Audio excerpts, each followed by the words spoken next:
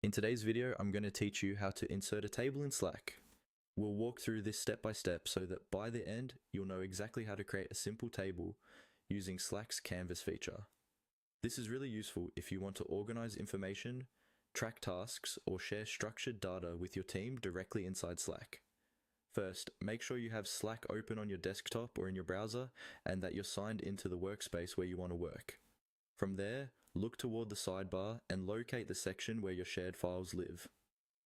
Click on the Files option. This is where Slack keeps documents, canvases, and other shared content, and it's the starting point for creating a new canvas where we'll add our table.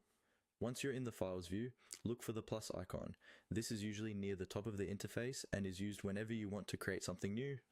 Go ahead and click on the plus sign. This will open a small menu of options for different types of items you can create. From that menu, choose Canvas.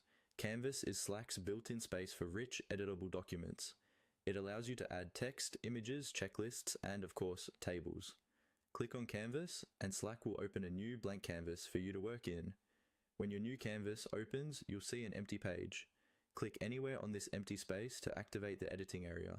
You should see a text cursor appear, which means the canvas is ready for you to insert content.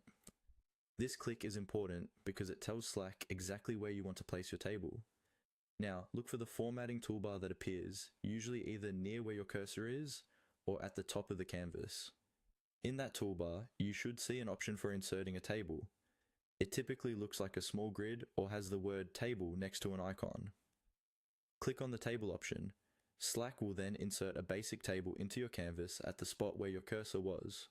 From here, you can adjust the table by adding or removing rows and columns, and then start typing your data into each cell.